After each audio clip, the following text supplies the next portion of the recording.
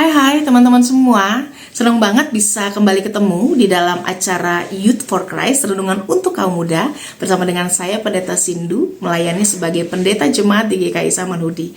Hari ini, renungan tanggal 29 April, akan sama-sama membahas tentang rasa syukur mengubah perspektif dari Mazmur pasal yang ke-100. Kita akan sama-sama berdoa, mempersiapkan hati dan pikiran kita. Ya Tuhan, kami mau sama-sama membaca dan mendengarkan firman Tuhan. Tolong kami untuk bisa memahaminya dengan baik. Tolong kami untuk bisa melakukannya dengan setia. Kami siap untuk belajar dari firman Tuhan. Di dalam nama Tuhan Yesus kami berdoa dan mengucap syukur. Amin. Rekan-rekan, yang menjadi penekanan kita pada hari ini ada di ayat yang ketiga. Ketahuilah bahwa Tuhanlah Allah, Dialah yang menjadikan kita. Nah, rekan-rekan, ada seorang perempuan bernama Laras. Ia gagal dalam wawancara kerja untuk keempat kalinya. Dan saat teman-temannya sibuk untuk mengunggah pencapaian di media sosial, dia ngerasa tertinggal. Tapi alih-alih larut dalam kekecewaan, ia justru mulai menuliskan 3 hal yang ia syukuri setiap hari. Bisa bangun pagi dengan sehat, menikmati kopi, serta mengobrol dengan mama.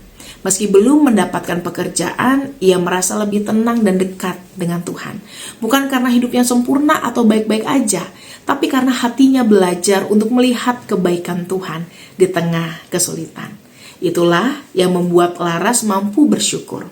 Rasa syukur itu bukan sekadar toxic positivity atau upaya memaksa diri untuk merasa senang bahkan saat berada dalam kesusahan, bukan. Mazmur 100 memberikan dasar tentang rasa syukur, yaitu pengenalan yang benar tentang Tuhan, pencipta dan gembala yang memelihara.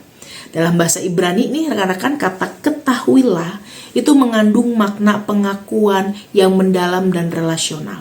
Bukan sekadar pengetahuan informatif, bukan tahu karena membaca gitu ya, tapi tahu karena memang mengenal. Pemazmur memahami bahwa ia adalah milik Allah yang dijaga dan dipelihara olehnya.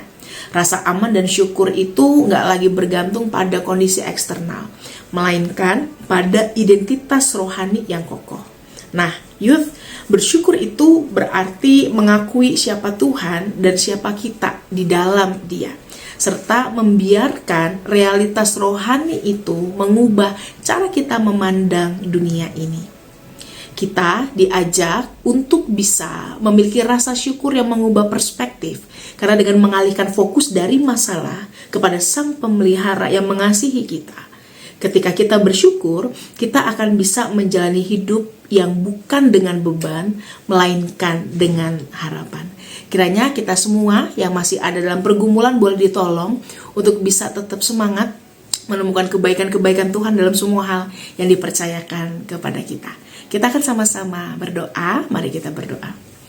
Ya Tuhan, tolong kami untuk bisa memahami bagaimana Engkau bekerja dalam kehidupan kami. Biarlah hikmat Tuhan menopang kami untuk selalu berpercaya dan berpengharapan bahwa ada hal baik, ada pembelajaran dan proses pertumbuhan dalam seluruh proses yang Tuhan titipkan kepada kami.